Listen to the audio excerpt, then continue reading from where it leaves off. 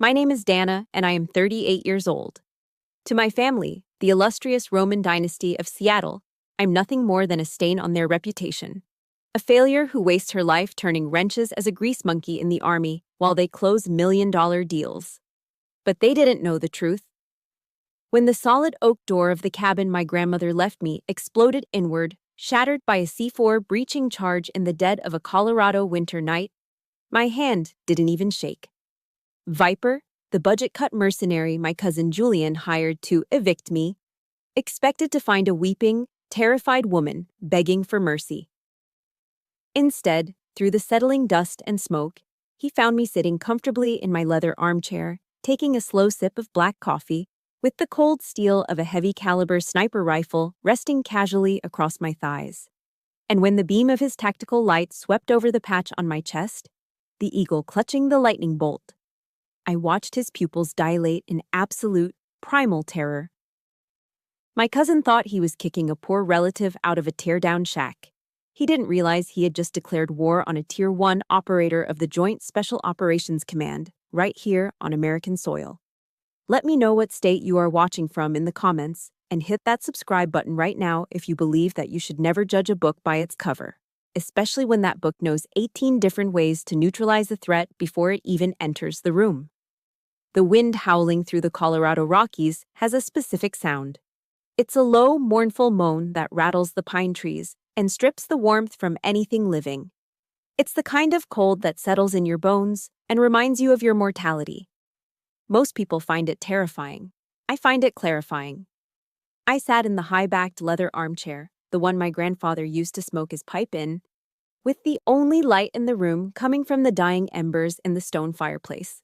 On my lap lay a copy of Marcus Aurelius's Meditations. I've read it 100 times, mostly in the back of transport planes over Syria or in dugouts in the Korengal Valley.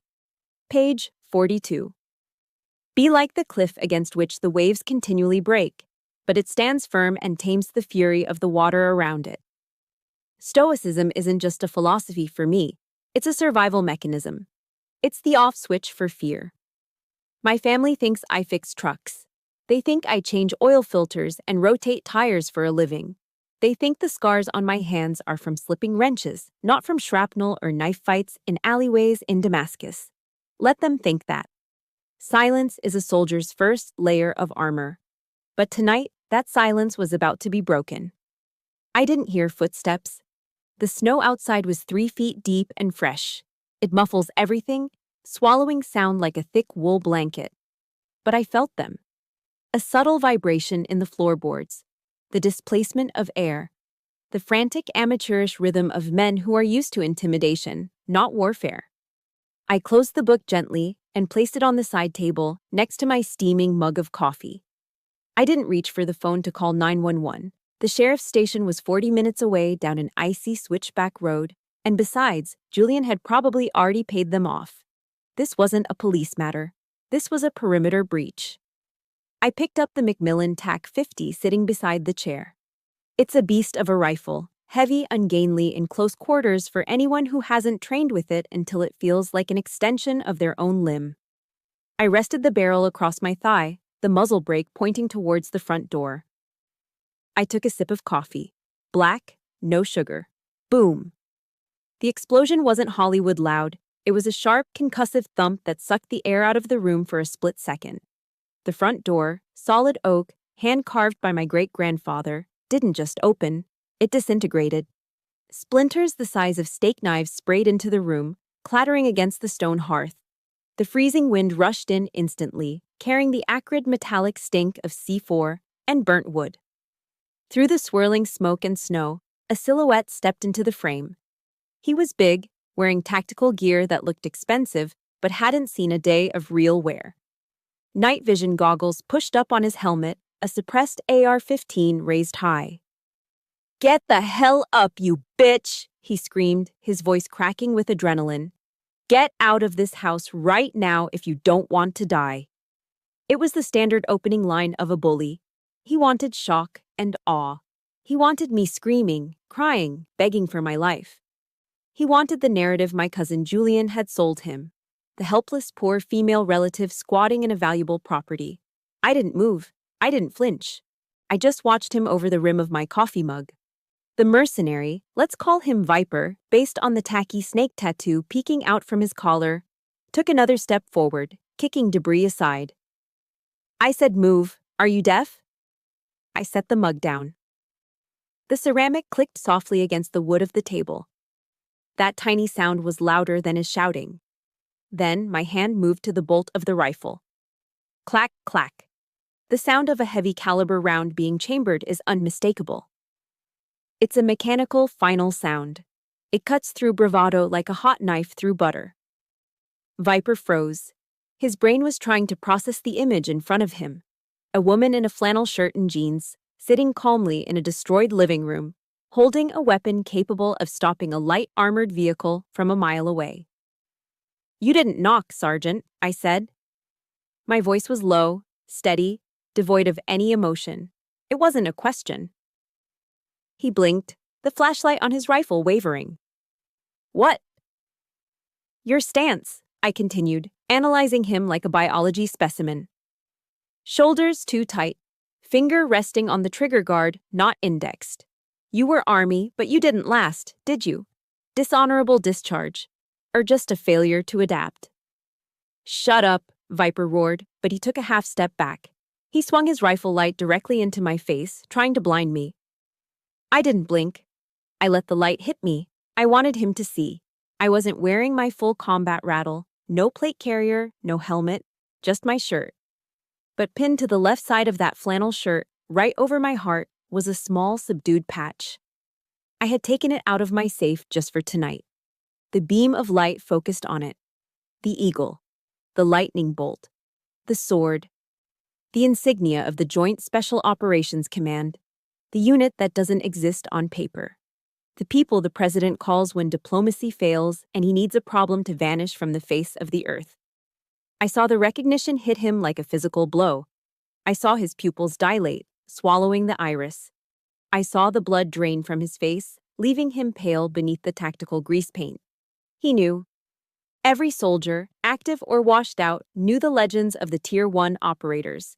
He knew he wasn't looking at a mechanic. He was looking at a ghost, his weapon lowered. Not by choice, but by the sheer weight of realization that he was outclassed in a way he couldn't even comprehend. If he pulled that trigger, he wouldn't just be killing a civilian. He would be signing a death warrant that would be executed by the most dangerous people on the planet. "Code Red!" he screamed into his radio, his voice shrinking into a squeak of terror. "Abort! Abort! It's a trap! She's one of them." He scrambled backward, tripping over the debris of the door he had just destroyed. He looked at me one last time, expecting me to fire. Expecting the pink mist. I just smiled. It wasn't a nice smile. It was the smile of a wolf watching a rabbit try to run on ice. "Run fast, Sergeant," I whispered, though I knew he couldn't hear me over the wind. "The snow is getting deep out there." He turned and bolted into the darkness, abandoning his team, abandoning his mission, running from the demon he had just found sitting by the fire. Julian thought he was sending a cleaner to take out the trash. He had no idea he had just knocked on the door of the devil herself. And as the cold wind swirled around my ankles, I took another sip of coffee. The war had finally come home. And I was ready to welcome it. To understand why a man would send a paramilitary hit squad to blow up a wooden door in the middle of a blizzard, you have to understand the Roman family. You have to go back 72 hours. Back to the rain-slicked streets of Seattle, to a world that smelled of old money, heavy cologne, and moral decay. We were at Giovanni's, a high-end Italian restaurant downtown with a view of the Space Needle piercing the gray clouds. It was the reception following my grandmother's funeral. The mood in the private dining room wasn't somber. It was celebratory. The matriarch was dead, which meant the trust funds were finally unlocking. I sat at the far end of the long mahogany table, isolated, like a distant cousin no one remembered inviting. I was wearing a simple black dress I'd bought at a thrift store near the base, unadorned, practical. Around me, my relatives were draped in designer silk and Italian wool. The air was thick with the sound of expensive silverware clinking against china, and the popping of corks from bottles of vintage Chianti Classico. At the head of the table sat Julian. My cousin, 45 years old, wearing a bespoke suit that cost more than my annual salary as an enlisted soldier. He was currently dismantling a lobster thermidor with a kind of aggressive surgical precision. He cracked a claw with a silver cracker, the sound echoing like a gunshot in the room, and sucked the meat out with a wet, satisfied noise. "Pass the butter," he commanded, not looking at anyone specific. A waiter rushed to obey. I took a sip of my ice water. It was the only thing I was consuming. I didn't have the stomach for their food, and I certainly didn't have the stomach for their conversation. "It's a mercy, really," my Aunt Linda said, her voice carrying over the low hum of jazz music. She was Julian's mother, a woman whose face was pulled so tight by plastic surgery that she looked permanently surprised. She swirled her wine glass, staring directly at me. Mom was getting so frail, and honestly, it's a relief she doesn't have to see. Certain disappointments continue. The table went quiet. All eyes turned to me. "Oh, don't look so sour, Dana," Linda continued, flashing a veneer white smile. "We're just being realistic. You're 38 years old. You drive a truck that sounds like a lawnmower. You live in barracks or whatever hole the army puts you in. You're a mechanic, for God's sake, a grease monkey." It broke Mother's heart that a Roman woman would end up with grease under her fingernails instead of a diamond on her finger. "I serve my country, Aunt Linda," I said quietly. My hands were folded on my lap. I could feel the calluses on my palms, the rough skin that came from handling heavy weaponry and climbing over Afghan ridges. "You fix flat tires," Julian corrected, pointing a butter-soaked piece of lobster at me. "Let's call a spade a spade. You're blue-collar labor in a white-collar dynasty. You're the help." I didn't respond. There was no point. They saw the world through a filter of net worth. To them, my service wasn't sacrifice. It was a lack of ambition. The heavy oak doors of the private room opened, and Mr. Henderson walked in. He was my grandmother's estate lawyer, a man with a spine of steel who had been the only person in the room she actually respected. He carried a leather briefcase. "I apologize for the interruption," Henderson said, his voice gravelly. "But as per Mrs. Roman's instructions, the will is to be read immediately following the reception." The atmosphere in the room shifted instantly. The grief, what little there was, evaporated, replaced by a hungry, predatory tension. Julian wiped his mouth with a linen napkin and leaned forward. This was the moment he had been waiting for. Henderson opened the file. He went through the stocks, the bonds, the Seattle real estate. As expected, the bulk of the liquid assets went to Linda and Julian. They smirked, exchanging high fives with their eyes. They were already spending the money in their heads. "And finally," Henderson said, adjusting his glasses, "regarding the property located in the Rocky Mountains, Colorado, the cabin and the surrounding 40 acres of timberland." Julian straightened his tie. "Right, just put that under the development trust." "No," Henderson said. He looked up, his eyes finding mine at the end of the table. "The cabin is bequeathed in its entirety to her granddaughter, Dana Roman." The silence that followed was deafening.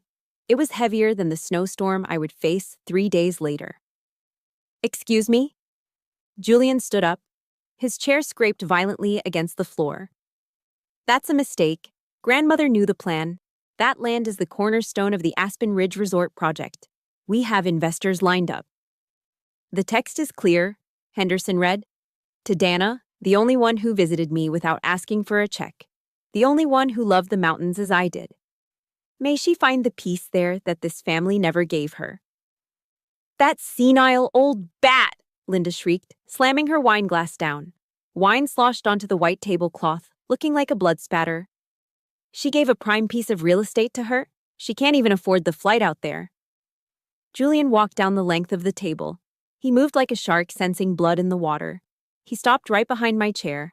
I could smell the wine on his breath and the overwhelming scent of his expensive cologne. "Listen to me, Dana," Julian said, his voice fake friendly, masking a deep, boiling rage. "You don't want that shack. It's a teardown. It's rotting wood and drafts. And have you thought about the property taxes? In that county, they'll eat you alive. You make, what, $40,000 a year? You can't afford to own that land for a single month. I looked straight ahead. I'll manage. No, you won't, Julian snapped, dropping the pretense. He leaned in, placing both hands on the back of my chair, boxing me in. Here is what is going to happen. You're going to sign the deed over to me, right now. Henderson has the papers. In exchange, because I am a generous cousin and I pity you, I will give you $5,000. Cash. 5,000, I repeated. The land is worth 2 million. Not to you, Julian hissed. To you, it's a burden. To you, it's bankruptcy. 5,000 is a lot of money for a grease monkey. You could buy a used Honda, maybe some clothes that don't look like they came from a dumpster. I slowly pushed my chair back and stood up. I wasn't tall, but I knew how to hold space. I turned to face him. He was softer than me. His skin was smooth, pampered, his eyes were empty. No, I said. Julian laughed, a harsh barking sound. No. Did you just say no to me? It's not for sale, Julian. It's not a resort. It's Grandma's home. It's a memory. Something you can't monetize. I picked up my purse and turned to leave. I had taken 3 steps when Julian grabbed my arm. It was a mistake. A reflex kicked in, a combat reflex. Before I could stop myself, I had twisted my arm, breaking his grip, and stepped into his personal space, checking his balance. I stopped myself from driving my elbow into his throat, but the sudden, violent efficiency of the movement made him flinch. He stumbled back, his face flushing a deep, humiliated crimson. The whole room was watching. The millionaire had just been flinched by the help. He straightened his jacket, trying to regain his dignity, but his eyes were pure venom. He stepped close to me again, lowering his voice to a whisper so the lawyer couldn't hear. You think you're tough because you play soldier? He hissed, spit flying from his lips. You have no idea how the real world works, Dana. Money is the only weapon that matters. That land is mine. The resort is happening. If you don't sell, I will bury you. I will crush you like an ant. Is that a threat, Julian? It's a promise, he sneered, showing his bleached white teeth. You are the disgrace of the Roman name. Enjoy the cabin for the weekend. It'll be your last. I know I'm not the only one who has dealt with toxic family members who think their bank account gives them the right to treat people like dirt. If you have ever been looked down on by your own flesh and blood, or if you believe respect is earned, not bought, hit that like button right now and comment "not for sale" below to show them we aren't afraid. I walked out of the restaurant and into the Seattle rain. I didn't look back. But as I drove my rusted pickup truck toward the interstate, heading east toward the mountains, I couldn't shake the feeling of Julian's eyes boring into my skull. He thought he could crush me with lawyers and debt. He thought I was just a poor, stubborn woman. He didn't know he was about to poke a sleeping bear. And 3 days later, when the C4 went off, I realized just how far he was willing to go to get what he wanted. The drive from Seattle to the Colorado Rockies is a 1,000-mile stretch of Interstate 90 and I-25 that cuts through the spine of America. For most people, it's a grueling commute. For me, it was the first time I had been able to breathe in years. My 1998 Ford F-150 rattled with every mile, the heater blasting dry, hot air into the cab to fight off the winter chill. The truck was a lot like me, beat up, high mileage, cosmetically rough, but it ran when you turned the key. I watched the landscape shift from the gray, suffocating drizzle of the Pacific Northwest to the vast open plains of Idaho, and finally to the jagged, white-capped teeth of the Rockies. Julian saw this land as a portfolio asset. He saw square footage, zoning laws, and potential ROI for his resort investors. When I looked at the mountains, I didn't see money. I saw cover. I saw high ground. I saw the only place left where the noise of the world couldn't reach me. In the military, we call it decompression. When you come back from downrange, from the sandbox in Syria or the valleys of Afghanistan, you can't just flip a switch and become a civilian again. You can't go from hunting high-value targets in the dead of night to standing in line at a Whole Foods arguing about the price of organic almond milk. If you try, you snap. You need a buffer. You need a place to let the adrenaline bleed out of your system before it poisons you. Grandma's cabin was my decompression chamber. I arrived as the sun dipped behind the peaks, casting long purple shadows across the deep snow. The cabin was in worse shape than I remembered. The front porch sagged like a broken jaw. The windows were covered in years of grime, and the roof had lost shingles to the harsh winter winds. To anyone else, it was a teardown. To me, it was a mission. For the next 48 hours, I didn't speak to a single soul. I worked. I woke up with the sun, drank scalding black coffee, and went to war with the decay. I chopped cord after cord of wood until my shoulders burned, and my palms, already rough, blistered and hardened. I climbed onto the roof to patch the leaks, fighting the biting wind that whipped my flannel shirt against my skin. I scrubbed the floors on my hands and knees until the wood grain shone through the dirt. There is a holiness in physical labor that men like Julian will never understand. Julian has never had a blister in his life. He has soft, manicured hands that have only ever lifted wine glasses and signed checks. He pays other men to sweat for him. He thinks power comes from status. He doesn't know that real ownership comes from bleeding into the soil you stand on. Every nail I drove into the wood was an act of reclamation. I wasn't just fixing a house, I was rebuilding myself. But the silence has a way of bringing up the things you try to bury. The physical exhaustion helps you sleep, but it doesn't stop the dreams. The second night, the nightmare came. It always starts the same way. I'm back in the alleyway in Aleppo. The smell hits me first. Diesel fuel, unwashed bodies, and the copper tang of old blood. I'm moving toward the breach point. My team is stacked behind me. I give the signal. But when I kick the door, it's not a terrorist safe house. It's my grandmother's dining room. And they're all sitting there laughing at me. Julian, Aunt Linda, my parents.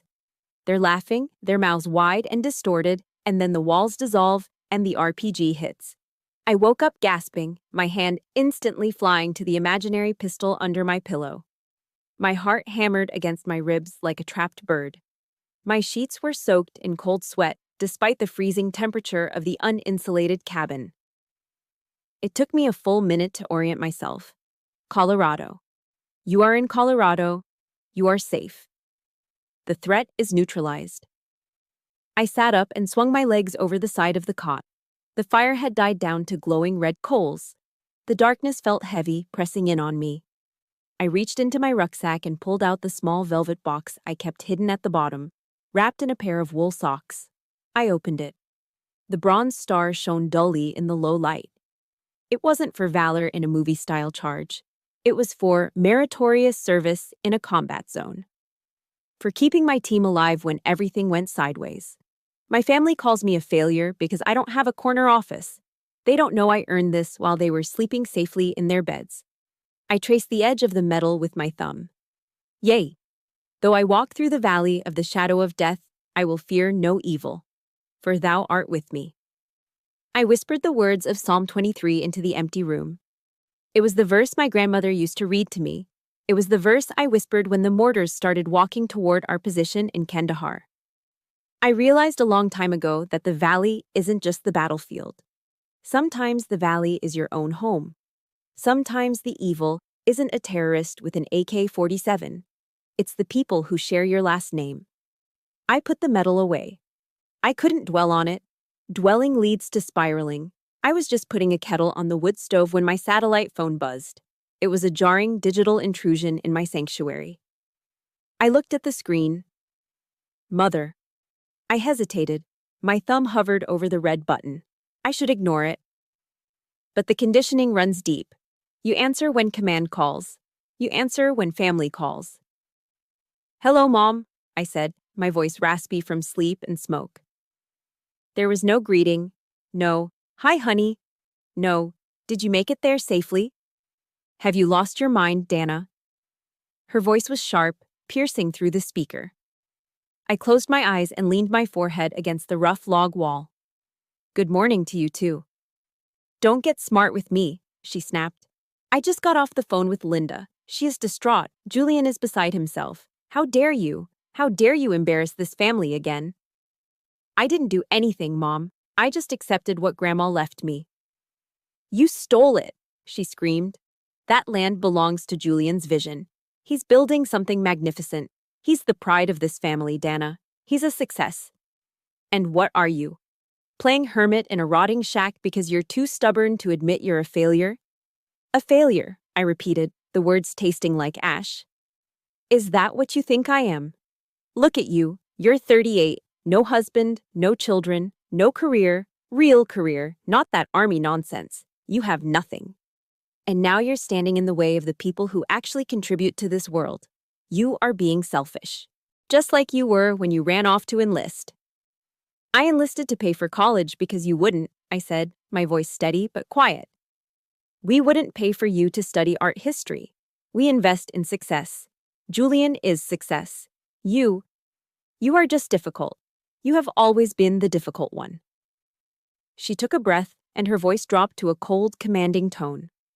Sign the papers, Dana. Send the deed to Julian. Stop humiliating us. Take the $5,000 and fix your truck. God knows it's an eyesore. Is that all, Mom? Do the right thing for once in your life, she said. The line went dead. I slowly lowered the phone. The silence of the cabin rushed back in, but it didn't feel peaceful anymore. It felt lonely. A crushing, absolute loneliness that comes from realizing the people who are supposed to love you unconditionally actually have a very specific set of conditions. I walked over to the small cracked mirror hanging by the wash basin. I looked at my reflection. I saw the faint white scar running along my jawline. A souvenir from a piece of shrapnel in Syria. That scar had healed years ago. It didn't hurt anymore. But the invisible wound my mother had just ripped open? That was bleeding. I splashed cold water on my face. I didn't cry. Tears are a waste of hydration. But inside, something hardened. A steel door slammed shut in my heart. Okay, I whispered to the empty room. If you want me to be the villain, I'll be the villain. I didn't know it then, but I would need every ounce of that hardness, because the phone call was just the psychological warfare. The kinetic warfare was about to begin. And the next time the phone rang, it wouldn't be my mother. It would be the only father figure I had left. I sat there for a long time, listening to the wind howl against the logs of the cabin. My mother's words were still echoing in the small room, bouncing off the walls like ricochets. Failure, disgrace, useless. It's a strange thing, how you can be bulletproof on a battlefield but made of glass in your own kitchen. I've taken shrapnel. I've taken concussions. I've taken the weight of life and death decisions that would break most men. But one phone call from the woman who gave birth to me, and I was 12 years old again, hiding in the closet, wishing I could disappear. I needed to talk to someone real. Someone who knew the Dana Roman that didn't exist in my family's photo albums. I reached into the bottom of my tactical rucksack and pulled out a heavy black device with a thick antenna. It wasn't a standard smartphone. It was an Iridium 9555 satellite phone, encrypted to military standards. It was the only way to communicate securely from this remote altitude, bypassing the local cell towers that Julian probably monitored. I dialed a number I knew by heart. It routed through a server in Virginia, then bounced to the Pentagon, before finally connecting to a private line in a home office in Arlington. It rang twice. "This line is secure," a voice answered. It was deep, gravelly, and sounded like sandpaper moving over concrete. It was a voice that had commanded divisions in Iraq and negotiated treaties in Brussels.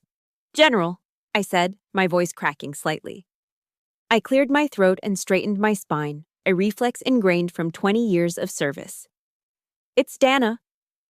There was a pause, and then the hardness in the voice melted away, replaced by a warmth that I had never heard from my own father. "Colonel Roman," General Higgins said, "I was wondering when you'd check in. How is the vacation? Have you managed to stop saving the world for 5 minutes, or are you organizing the local squirrels into a tactical unit?" I let out a breath I didn't know I was holding. A small, genuine smile touched my lips. "I'm trying, sir. But the squirrels are undisciplined recruits." "Good to hear your voice, kid," he said gently. "And I don't mean kid disrespectfully, Colonel. You know that." "I know, sir." "The president asked about you this morning," Higgins said casually, as if he were discussing the weather. We were in the Situation Room briefing the fallout from the operation in Yemen. He wanted to know the name of the JSOC commander on the ground who made the call to abort the airstrike and go in on foot to save those hostages. I told him her name was classified, but that she was the best officer I've ever seen wear the uniform. I closed my eyes. The best officer. My mother had just called me a grease monkey. The cognitive dissonance was enough to give me a migraine. Thank you, sir. That means a lot. He wants to give you the Distinguished Service Medal, Dana, Higgins continued. When you get back to D.C., he wants a private ceremony in the Oval. No press, obviously, just the people who know. He said that kind of moral courage is rare in this town. I was just doing my job, General. And that is exactly why you are you, he said. The line went quiet for a moment. He knew me too well. He could hear the hesitation in my silence. Dana, what's wrong? You didn't call me on a secure line to brag about a medal you don't even want. What's happening out there? I looked around the dark, drafty cabin. I looked at my rough hands, the hands that my family thought were only good for changing oil. I'm tired, General, I whispered. I'm just tired. My family, they're pressing me. My cousin Julian wants the land. My mother called me a failure. They look at me and they see nothing. They see a mistake. They see what they are capable of seeing, Dana, Higgins said, his voice firming up. Small minds cannot comprehend big things. You are a Tier 1 operator. You command the most elite assets in the United States military. You speak 4 languages. You hold a master's degree in strategic studies. You're a ghost who walks through walls to keep this country safe. If they think you're a failure, that is an indictment of their intelligence, not your worth. I know, I said, picking at a loose thread on my jeans. Logically, I know that. But it still hurts. It shouldn't, but it does. Because you're human, Higgins said softly. Family is the one weakness we can't train out of you. It's the Achilles heel. You want their approval because it's biological. But listen to me, Dana. Listen to your old man. I'm listening. Blood makes you related, he said. Loyalty makes you family. I have seen men die for you who didn't share a drop of your DNA. I have seen you risk your life for strangers. That is your family. The people in that restaurant in Seattle, they are just civilians who happen to share a last name.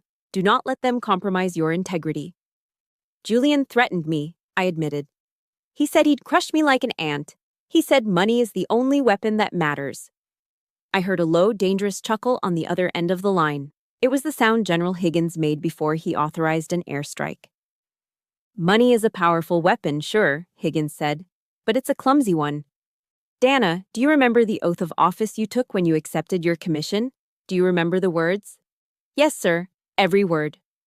Recite the first part for me. I took a deep breath, staring into the dying fire. I, Dana Roman, do solemnly swear that I will support and defend the Constitution of the United States against all enemies, foreign and domestic. Stop, Higgins commanded. Repeat the last 3 words. Foreign and domestic. Domestic, Higgins emphasized. That doesn't just mean terrorists building bombs in a basement. It means anyone who threatens the rights, the safety, and the sanctity of the life you have built. A tyrant is a tyrant, Dana, whether he speaks Arabic in a cave or English in a boardroom. If this cousin of yours is threatening you, if he is using fear and intimidation to take what is yours, he has crossed a line. You are not a civilian victim here, Colonel. You are a soldier on American soil. You have the right to defend your position. I don't want to hurt them, sir. You won't, Higgins said. You are a professional. You use the minimum force necessary. But do not let them mistake your restraint for weakness. If they bring a war to your doorstep, you finish it. Do you understand me? I understand, sir. Good. Now, I'm going to have my aide monitor the local chatter in that county. If things escalate, you call me. I can have a Black Hawk from Fort Carson on your lawn in 40 minutes. I think I can handle Julian, sir. He's just a bully in a suit.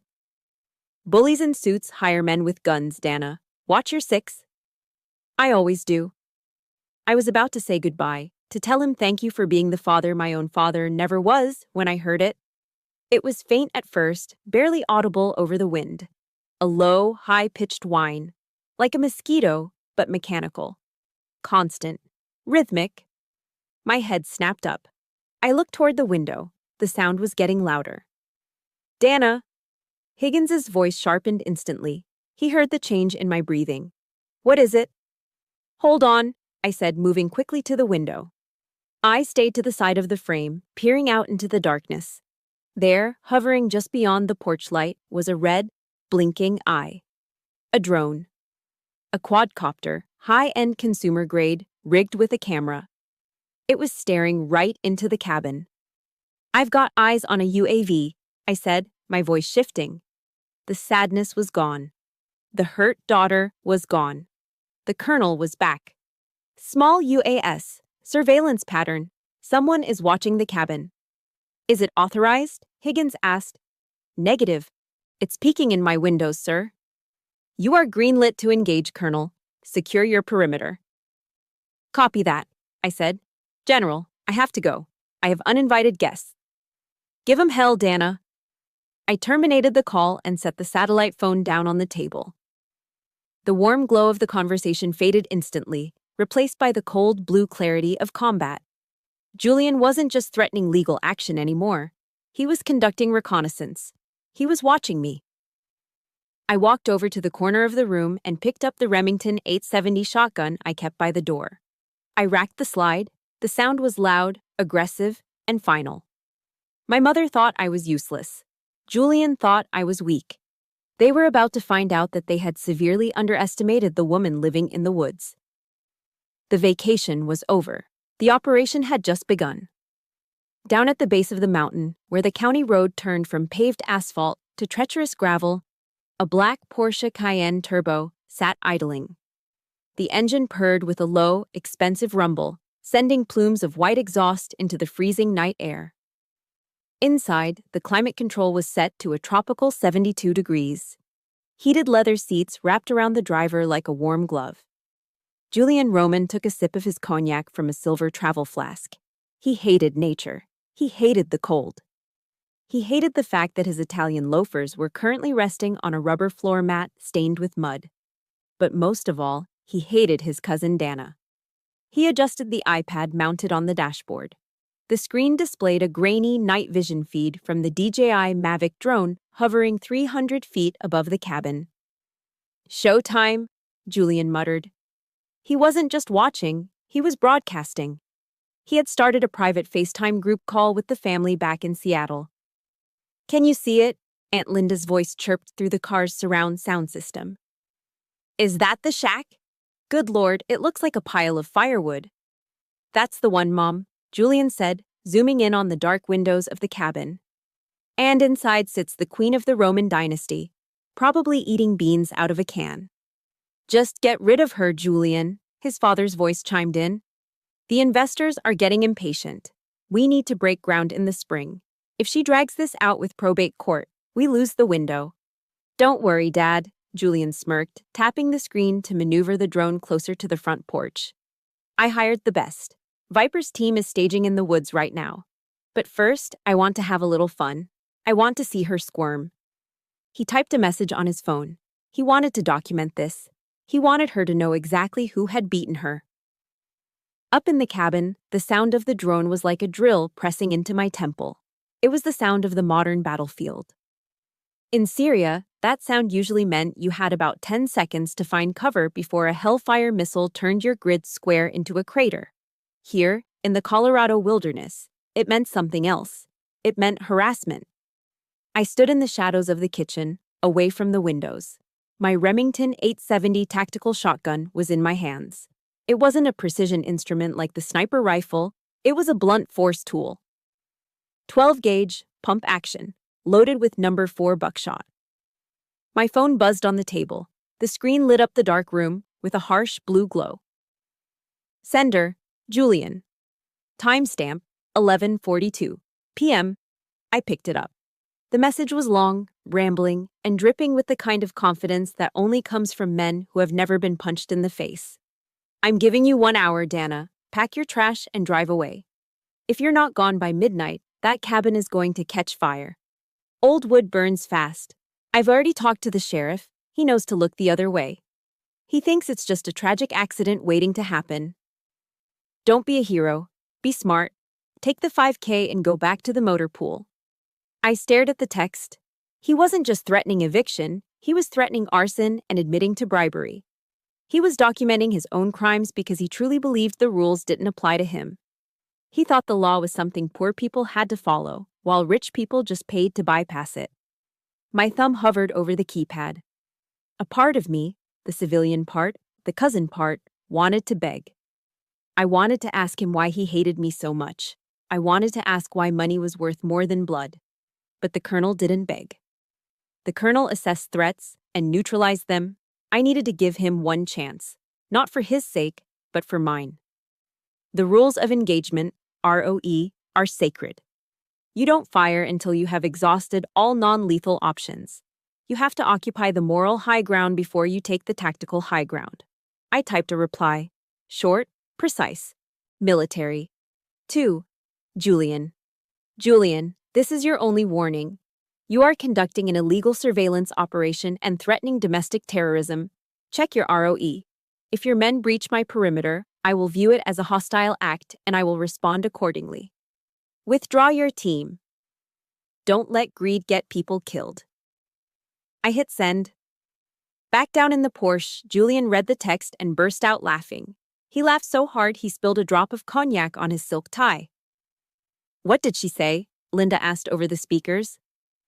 She's talking about ROE and hostile acts, Julian wheezed, wiping tears from his eyes. She thinks she's in a Tom Clancy movie.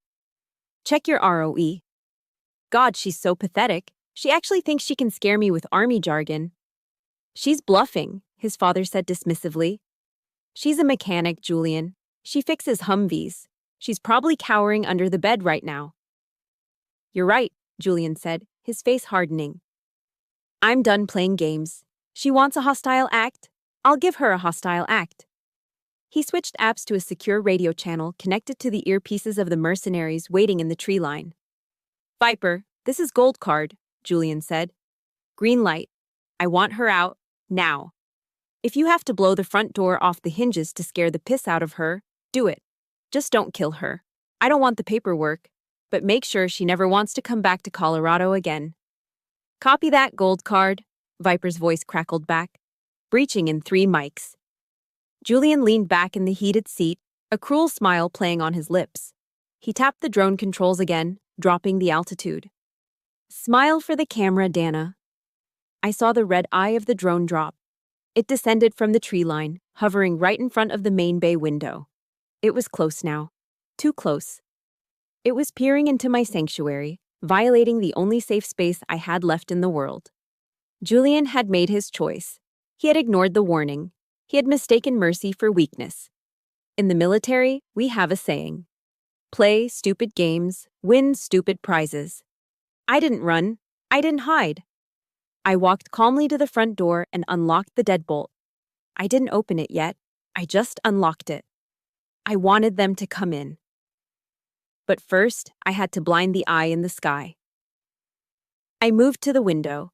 The drone was hovering there, buzzing angrily, the camera lens focusing on me. I looked straight into the lens. I wanted Julian to see my face. I wanted him to see that I wasn't crying. I wasn't shaking. I raised the Remington 870. The pump action made a sound that is universal. Chick, chick. On his screen down in the valley, Julian must have seen the barrel rise. He must have seen the black hole of the muzzle. He probably had half a second to scream. I pulled the trigger. Boom! The shotgun roar was deafening in the small cabin. The window glass shattered outward, mixing with the cloud of lead shot. The drone didn't just break, it evaporated.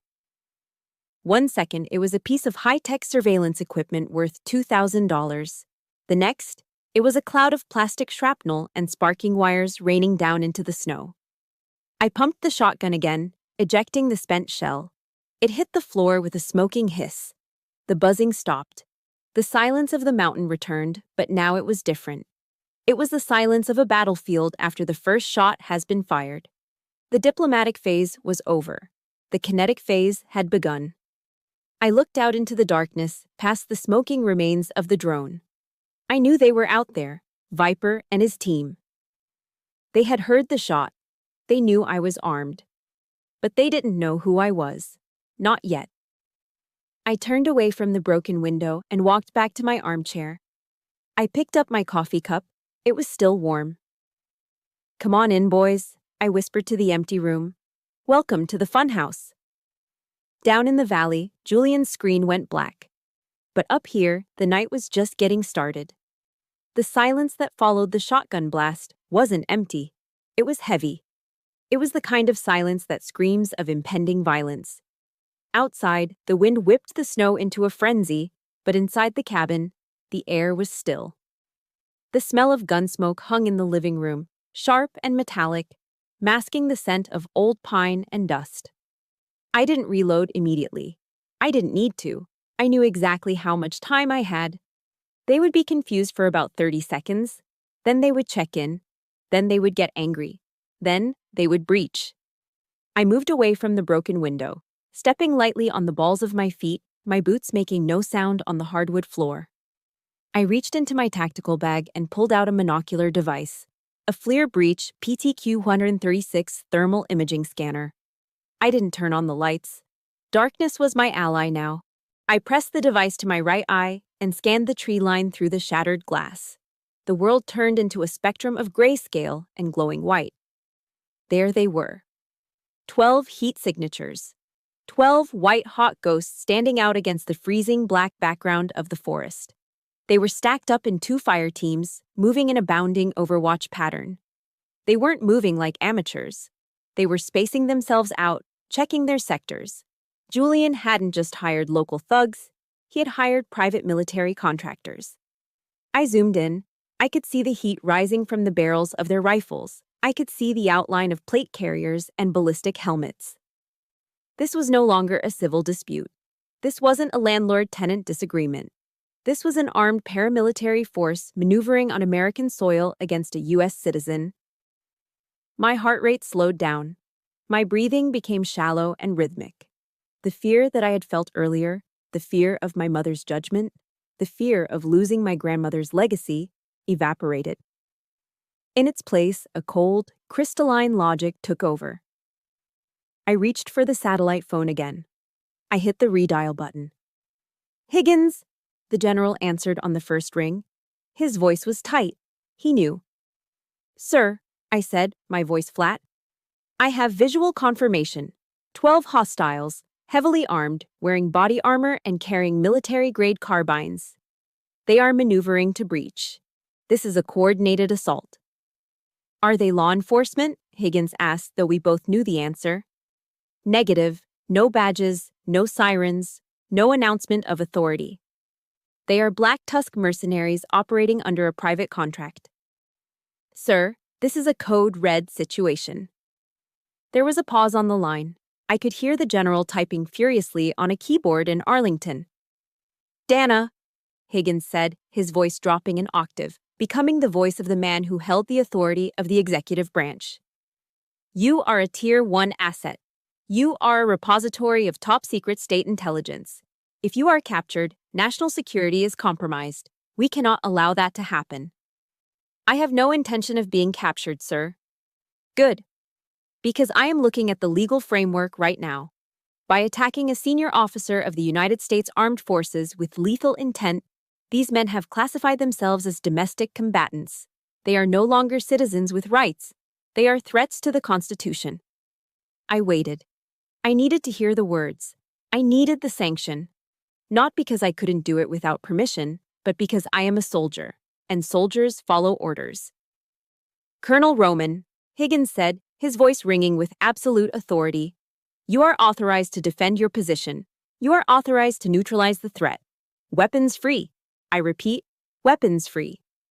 If you have ever felt the satisfaction of finally being allowed to take the gloves off and fight back against a bully, hit that like button right now and comment, 'Weapons free' below. Let's show them what happens when you push a good person too far." "Weapons free," I repeated. The words felt like a heavy weight being lifted off my chest. "Copy that, sir." "I am spinning up a QRF, Quick Reaction Force, from Fort Carson. Higgins added. Helos are spinning up now. ETA is 40 minutes. Can you hold out that long? I looked at the thermal signatures creeping closer to my porch. I looked at the traps I hadn't set yet. I looked at the terrain I knew like the back of my hand. 40 minutes? I let out a short, dry laugh. Sir, in 40 minutes, you won't need a reaction force. You'll just need a cleanup crew. Godspeed, Dana. Out. I set the phone down. I had 40 minutes. Most people, when faced with 12 armed killers coming for their life, would panic. They would scramble to find a hiding spot. They would hyperventilate. They would pray. I walked into the kitchen.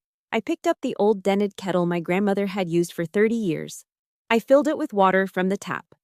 I struck a match and lit the propane burner on the stove. I set the kettle down and watched the blue flame lick the bottom of the metal. I reached into the cupboard and pulled out a box of black tea. I placed a bag in my favorite mug.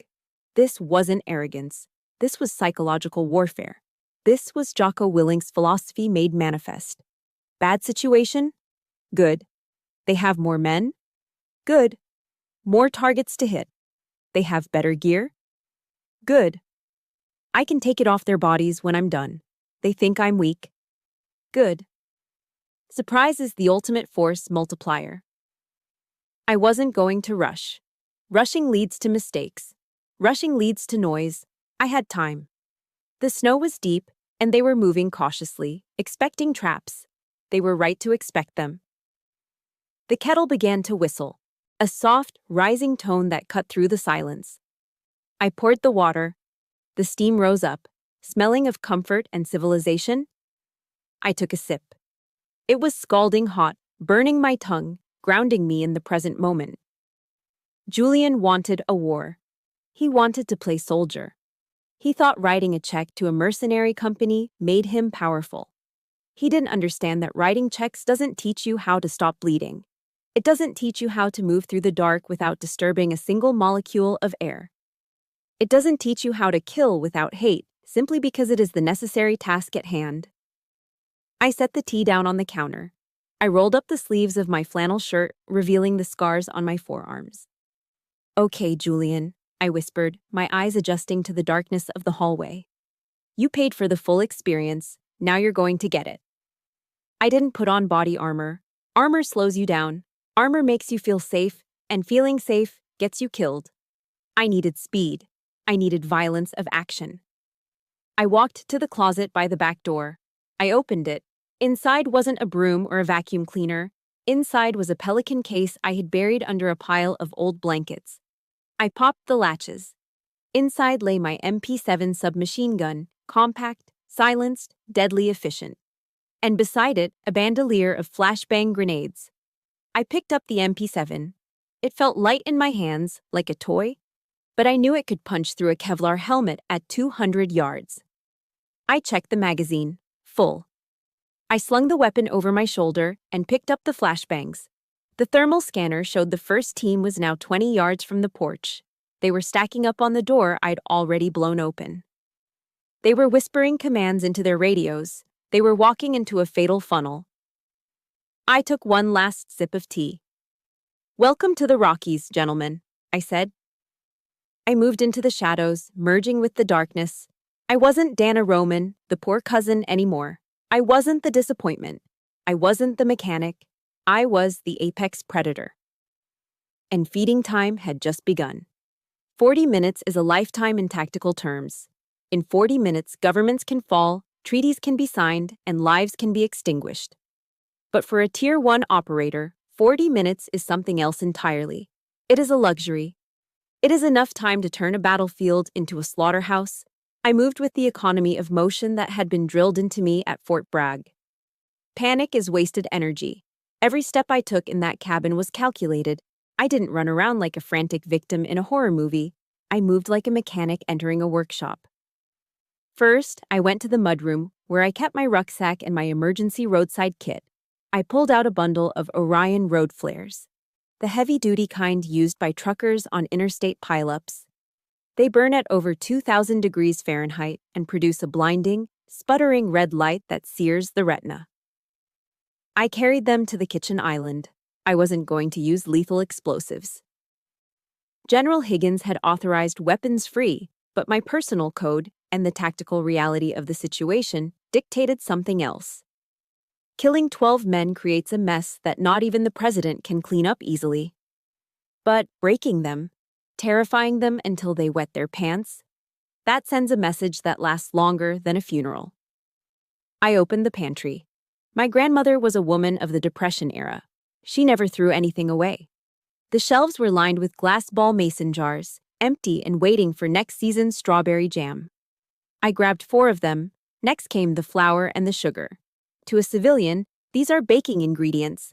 To a combat engineer, they are particulate fuel. When dispersed into the air and ignited, fine flour dust creates a rapid combustion, a dust explosion. I wasn't trying to blow the roof off, but I wanted a flash. I wanted noise. I wanted shock and awe on a budget.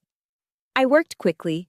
I used duct tape, the silver, heavy-duty kind found in every American toolbox, to tape 3 road flares together. I stripped the safety caps. I rigged a simple pull-wire trigger using high-tension fishing line I found in Granddad's tackle box. I placed the flare bundle inside the mason jar, packed it tight with a mixture of flour and magnesium shavings I scraped from a fire starter block. It was crude. It was ugly. It was an improvised stun grenade that would make an OSHA inspector have a heart attack. But it would work.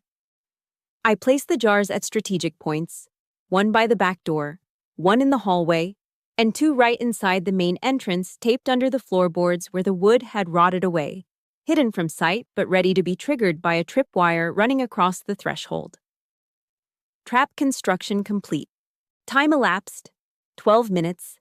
Next phase, environmental control. I walked down the creaking wooden stairs to the basement. The air down here was musty, smelling of damp earth and old cardboard.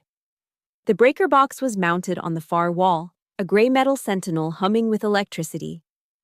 I looked at it. This box was the heart of the cabin.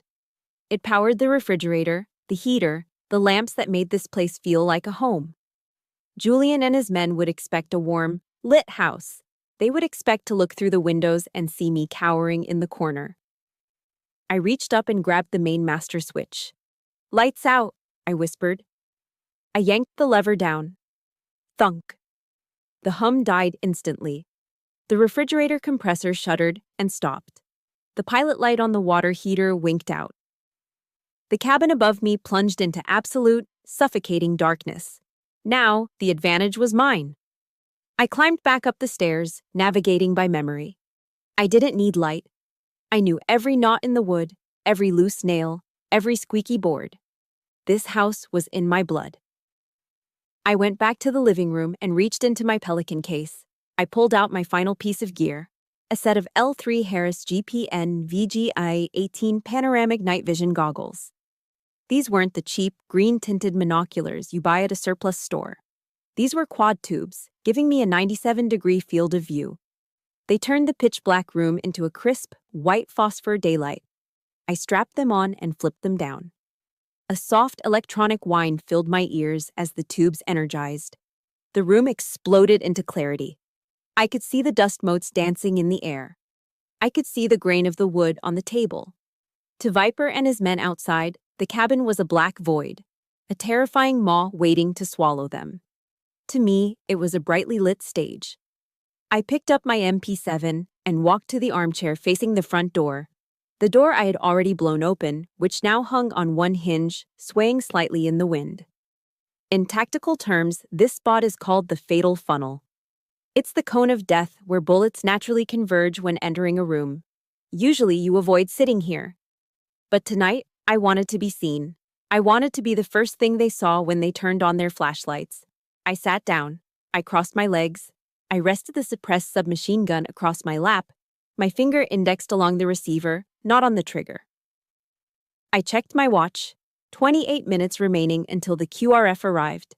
The mercenaries were early. I sat in the silence, and my mind drifted back.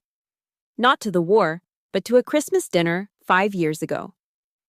I remembered sitting at the kids' table, even though I was 33, because there wasn't enough room at the main table for the non-partners. My father had walked by, holding a scotch, and looked at my uniform hanging on the coat rack. "You know, Dana," he had said, his voice slurring slightly. Julian just closed a deal worth $40 million. He's building skyscrapers, he's building a legacy. What do you build? You just fix things that other people break. What have you actually earned in your life besides a bad back and some PTSD? I hadn't answered him then. I had just stared at my mashed potatoes, feeling the shame burn my cheeks. What have I earned? I looked around the dark cabin, seeing it through the high-tech lens of my goggles. I have earned the ability to slow my heart rate to 45 beats per minute while 12 men hunt me. I have earned the knowledge of how to turn a jar of jam and a road flare into a weapon of mass disorientation. I have earned the skill to sit in the dark and not be afraid of the monsters, because I know that I am the thing that goes bump in the night. Julian bought his power. He inherited his safety. But safety is an illusion. When the lights go out, when the police don't come, when the laws of civilization break down, net worth means nothing. The only currency that matters is survival. And in that economy, I am the wealthiest woman in the world. Crunch. The sound was subtle, barely audible over the wind, but the electronic amplification of my headset picked it up instantly. Snow compressing under a heavy boot. Crunch, crunch. They were on the porch. I didn't move. I didn't breathe.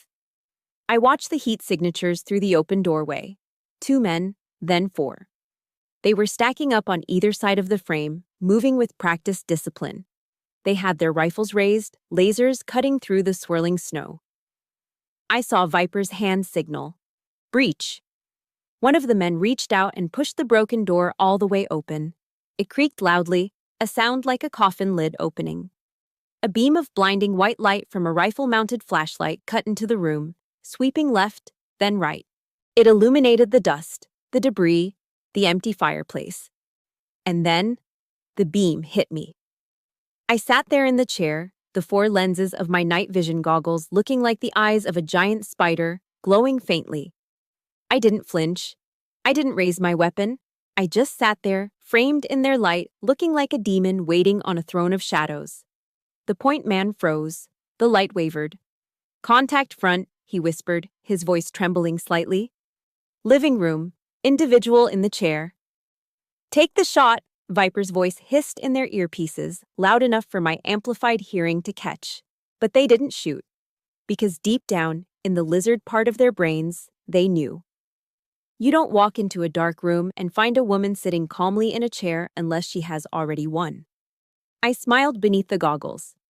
Did you bring the eviction notice, boys? I asked softly. And then, with a flick of my thumb, I pulled the fishing line taped to the armrest of the chair. Click. The trap by the door ignited. The retreat was not orderly. In military terms, it was a rout. Down at the bottom of the gravel driveway, Julian Roman watched through the windshield of his Porsche as the tactical team he had paid $50,000 for came stumbling out of the smoke-filled woods. They weren't moving with the precision they had shown 10 minutes ago. They were sprinting, slipping on the ice, looking over their shoulders as if the devil himself were snapping at their heels. Julian frowned, lowering his iPad. The drone feed had cut out minutes ago, leaving him blind. But he had expected to see Dana being dragged out in handcuffs, or at least weeping on the porch. Instead, he saw his elite mercenaries looking like terrified children. What the hell is going on? He muttered, popping the door of the Porsche open. The freezing wind hit him instantly, biting through his Italian wool suit, but his anger was hotter than the cold. He stepped out into the snow, his expensive loafers sinking into the slush. Viper, the team leader, reached the bottom of the hill first. He was panting, his face smeared with soot, his eyes wide and wild. He was missing his helmet. He was ripping off his tactical vest as he ran, as if the gear itself was burning him. Stop, Julian screamed, stepping in front of the fleeing man. Where do you think you're going? Get back up there. Viper didn't stop. He tried to shoulder past Julian, heading for the black SUVs parked behind the Porsche. Julian grabbed him. It was the arrogant move of a man who had never been in a physical confrontation in his life. He grabbed a man who killed for a living by the lapel of his jacket. I am talking to you, Julian shouted, slapping Viper across the face. The sound was sharp, a wet crack in the silent night. You incompetent moron! I paid you to clear the house. Go back in there and drag that bitch out. The slap was a mistake. Viper didn't cower. He didn't apologize. He snapped. The fear that Dana had instilled in him transmuted instantly into rage. He grabbed Julian by the throat, lifting him off his feet, and slammed him backward onto the hood of the Porsche Cayenne. Crunch! The metal buckled under the impact. Julian gasped, the air knocked out of his lungs. He stared up into Viper's face and saw something he had never seen before. Unadulterated panic. You didn't tell me, Viper screamed, spit flying into Julian's face. You didn't tell me who she was. She's a mechanic, Julian wheezed, clawing at Viper's hand. She's nobody. Nobody. Viper slammed Julian's head against the hood again. Blood began to trickle from Julian's nose, staining his white dress shirt. She's Jace Sock, you idiot. She's Tier 1. I saw the patch. I saw the way she moved. She rigged that house like a kill box in Fallujah. Julian's eyes fluttered. He didn't understand the acronyms. He didn't know what Tier 1 meant. All he knew was that his employee was assaulting him. I'll sue you, Julian choked out. I'll ruin you. You won't have time to sue anyone, Viper roared, letting go of Julian and backing away as if Julian were radioactive. Do you have any idea what you just did? You just ordered a hit on a high-value federal asset. That's not a lawsuit, Julian. That's treason. That's a black site prison for the rest of your life. Viper turned to his men, who were piling into the SUVs, throwing their weapons into the back seats. Move! Move! Move! Viper screamed. Leave the gear. Just drive. We need to be out of the state before she makes the call. But I paid you, Julian shrieked, sliding off the hood of his ruined car, blood dripping onto the snow. You can't leave me here. You're on your own, rich boy, Viper spat. He jumped into the lead SUV. Pray she doesn't kill you. Engines roared to life. Tires spun on the ice, throwing gravel and slush onto Julian's suit. In seconds, the taillights of the mercenary convoy disappeared around the bend of the mountain road, leaving Julian alone in the silence. He stood there, shivering, wiping the blood from his nose with a silk handkerchief. His heart was pounding. He looked up at the cabin. It was dark, silent. Cowards, Julian whispered, his voice trembling. Useless cowards, I'll do it myself. He reached into his jacket pocket and pulled out a snub-nosed .38 special revolver. He had bought it for protection years ago and never fired it. It felt heavy and cold in his hand. He turned toward the cabin. Dana, he screamed, his voice echoing off the valley walls. You think you won? You think you can scare me? The front door of the cabin opened. It didn't explode. It wasn't kicked down. It just opened, slowly and deliberately. Dana stepped out onto the porch. She wasn't wearing body armor. She wasn't holding a machine gun. She was wearing her flannel shirt, jeans, and work boots. In her hand, she held a steaming mug of tea. She looked like she had just stepped out to enjoy the fresh air, not like a woman who had just single-handedly routed a 12-man paramilitary squad. She walked to the edge of the porch railing and leaned against it, looking down at him. She was 50 yards away, but in the crisp mountain air, she felt right next to him. You're bleeding, Julian, she said. Her voice wasn't loud, but it carried perfectly. It was calm, terrifyingly calm. Shut up. Julian waved the gun around wildly. Get off my property. This is my land. I have the deed. I have the lawyers. Dana took a sip of her tea. She didn't even look at the gun. It's not your land, Julian. It never was. And those lawyers? They can't help you now. I'll sue you for everything, Julian yelled, his composure completely fracturing. He was crying now, tears of rage and humiliation mixing with the blood on his face. I'll sue you for assault. I'll sue you for using illegal military weapons. You're a criminal. You're a psycho. I didn't use any weapons on your men, Julian, Dana said softly. I used fireworks and flour. They ran because they know what I could have used. You're lying. Julian took a step up the hill, raising the gun. I'm going to end this. I'm the head of this family. I say what happens.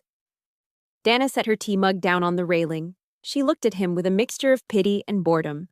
Julian, put the gun down. Make me. I don't have to, Dana said. She raised her hand and pointed a single finger toward the sky. They will. Who? Julian sneered. The sheriff? I own him. Not the sheriff, Dana said. Listen. Julian froze.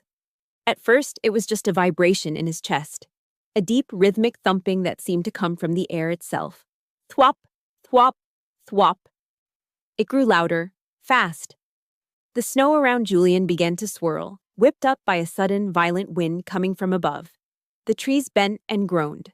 The sound became deafening, a mechanical roar that drowned out Julian's screams. He looked up.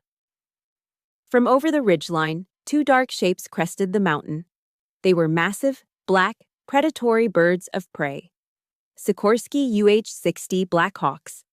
They didn't have civilian registration numbers. They had the dark, matte finish of the United States Army. And then, the sun came out at midnight. Click. A spotlight from the lead helicopter slammed onto Julian. It was blindingly bright, millions of candle power focusing on one man in a ruined Italian suit holding a cheap pistol. Drop the weapon! A voice boomed from a loudspeaker system that shook the ground. Drop the weapon and get on the ground, now! Julian dropped the gun as if it were red hot. He fell to his knees, covering his eyes, cowering in the snow. Dana stood on the porch, bathed in the peripheral glow of the spotlight. The wind from the rotors whipped her hair back, but she didn't move. She picked up her tea mug again. She looked down at her cousin, who was now curled into a fetal ball, sobbing into the dirt. You wanted a war, Julian, she said, her voice lost in the roar of the rotors, but her meaning clear in the way she looked at him. You forgot one thing. I don't fight wars alone.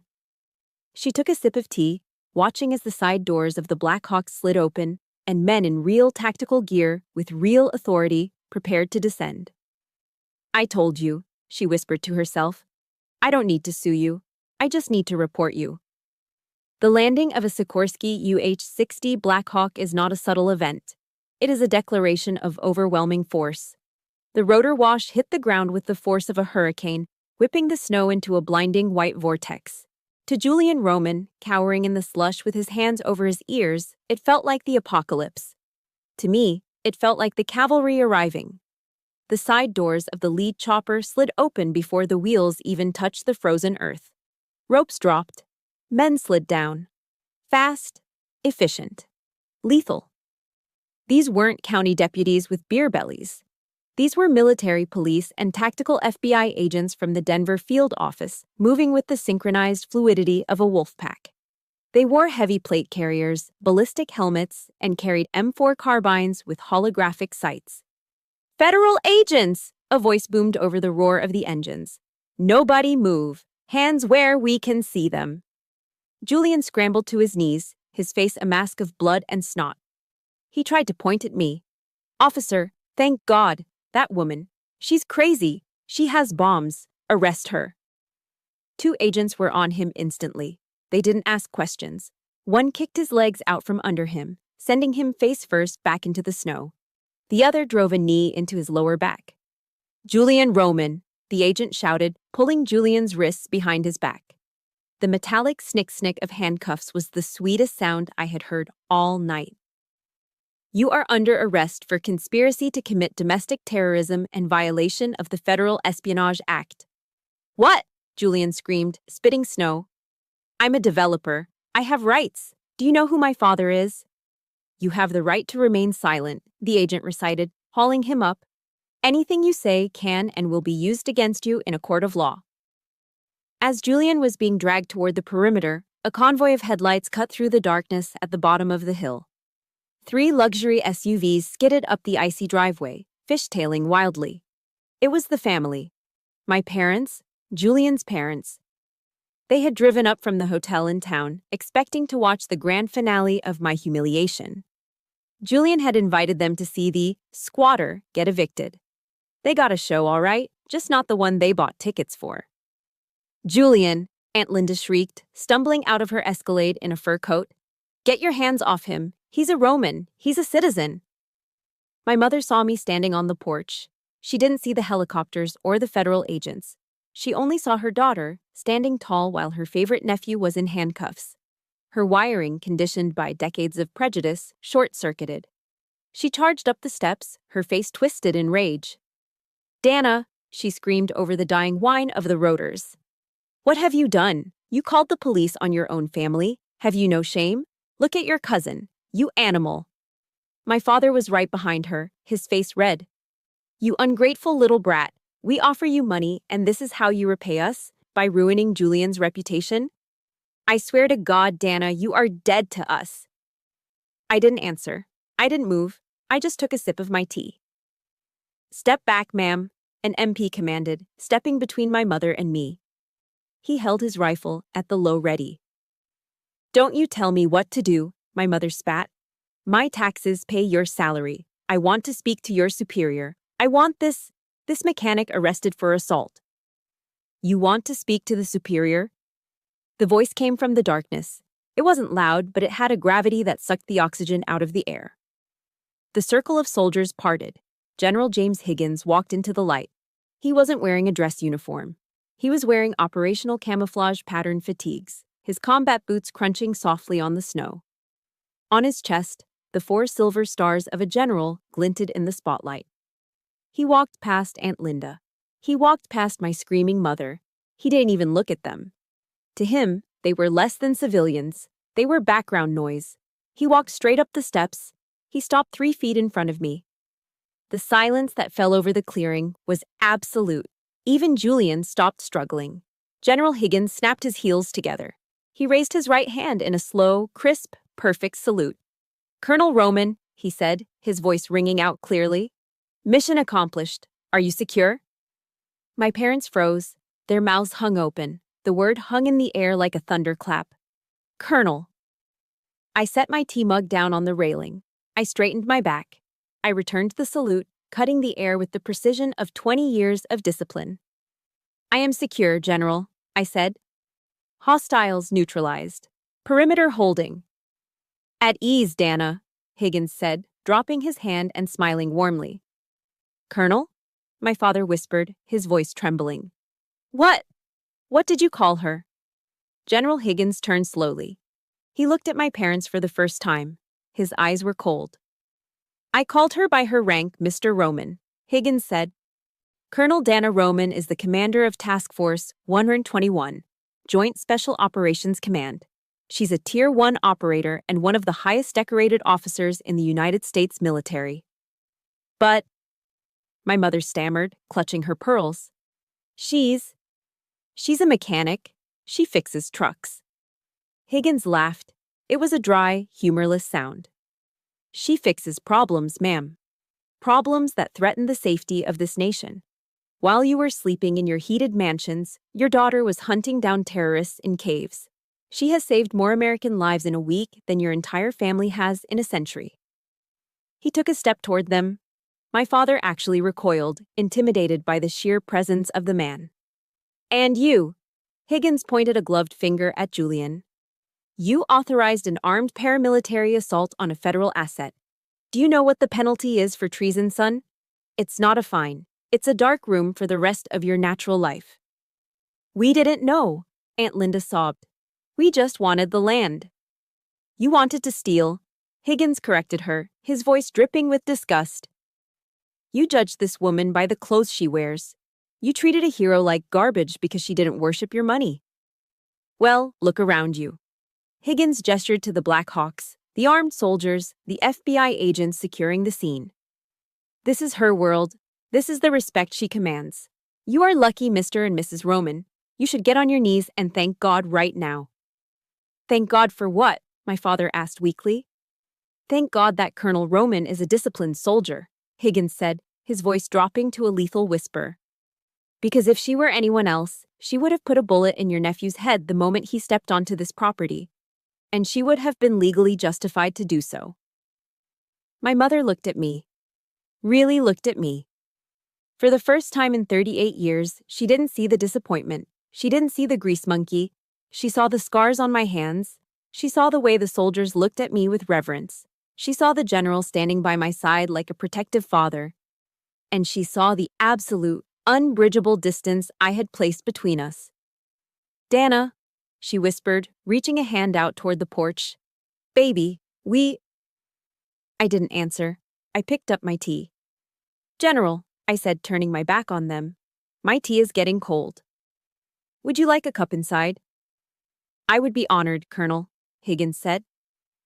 He followed me into the cabin. The door closed behind us with a solid final thud, shutting out the wind, the snow, and the sobbing of the people who used to be my family. Spring in the Colorado Rockies does not arrive with a whisper. It arrives with a roar of melting snow.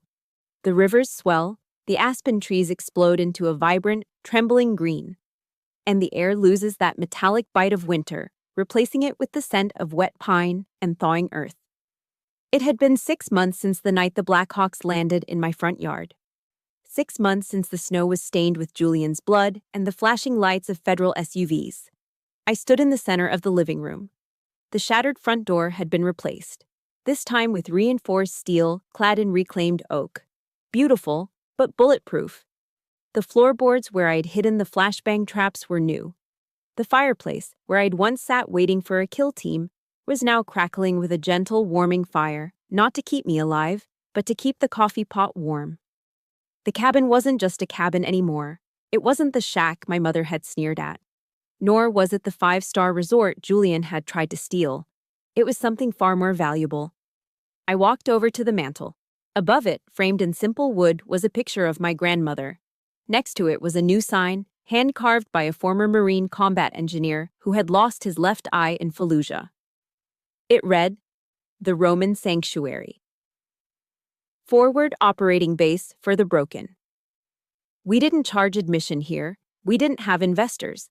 This place was funded by my savings and a quiet grant arranged by General Higgins. It was a place for the guys and girls who came back from the sandbox with their limbs intact but their souls chipped. A place where they didn't have to explain why loud noises made them jump or why they couldn't sleep without facing the door. I picked up the envelope sitting on the mantel. It was white, stark, and stamped with the ominous seal of the Federal Bureau of Prisons. The return address was USP Florence High, a federal penitentiary about 2 hours south of here. It was from Julian. I had let it sit there for 3 days. Part of me, the old part, the part that still craved some twisted form of family validation, wanted to know what he had to say. The other part, the colonel, knew exactly what it was. Intelligence gathering. Manipulation. I slid my thumb under the flap and tore it open. The handwriting was shaky. Julian's penmanship, usually full of arrogant flourishes, looked small and cramped. "Dearest cousin Dana," it began. I almost laughed. 6 months ago, I was a grease monkey and a disgrace. Now, I was, "Dearest cousin, I hope this letter finds you well.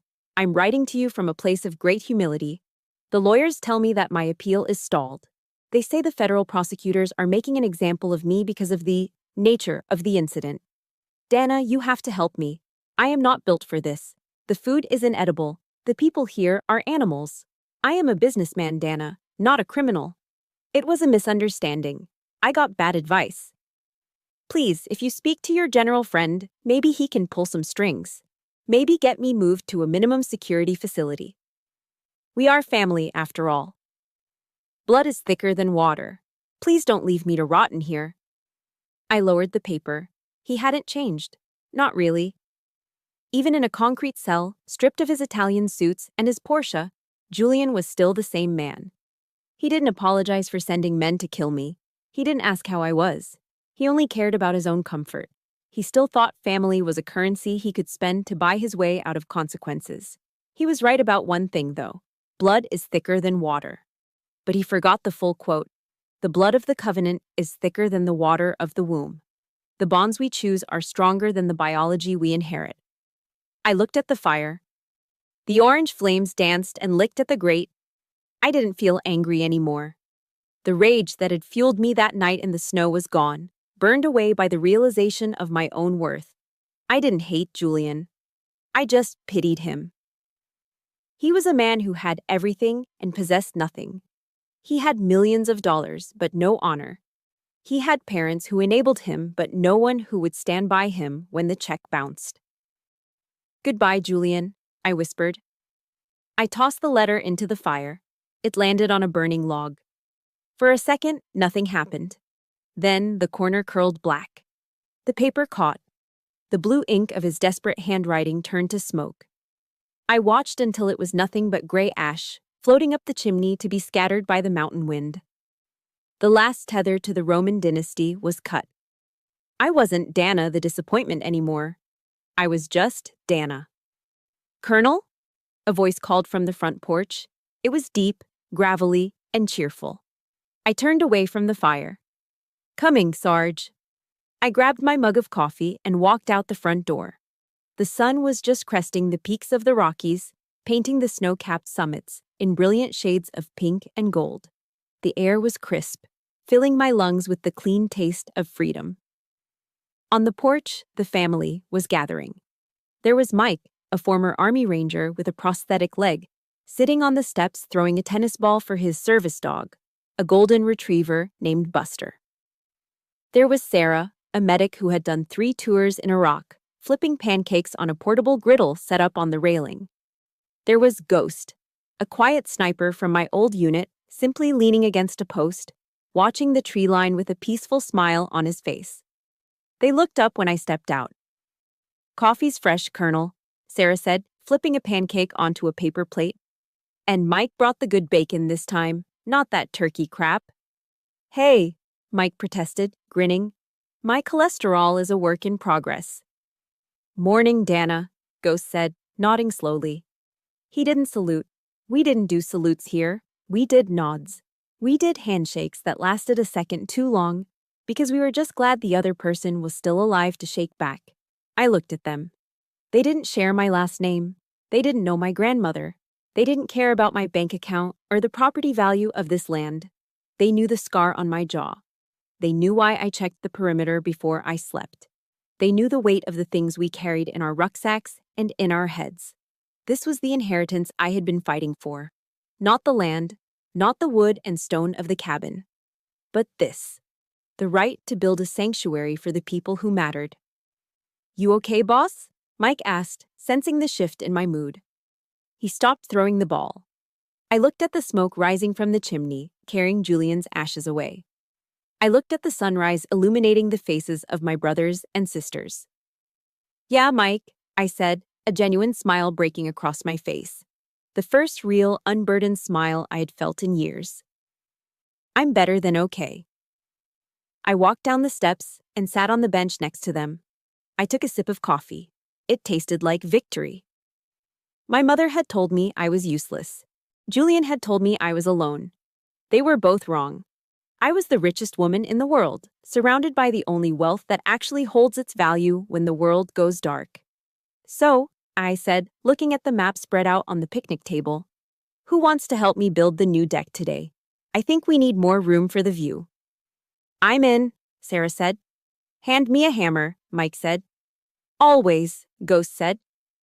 The wind blew through the pines, singing a song of spring, of renewal, and of peace. The war was over. The winter was gone. And for the first time in my life, I was finally, truly, home. Thank you for standing watch with me through this long night. My story proves that your true worth isn't defined by your bank account or your relatives' opinions, but by the steel in your spine and the people in your corner. If you believe that justice is best served cold and with a side of tactical precision, please hit that like button and share this story. It helps us find more people who need to hear it. And if you want to join a community that values loyalty over legacy, subscribe to the channel right now. I want to hear from you in the comments. Have you ever had to fire your own family to find your peace? Let me know. Stay safe, stay dangerous. Dana out.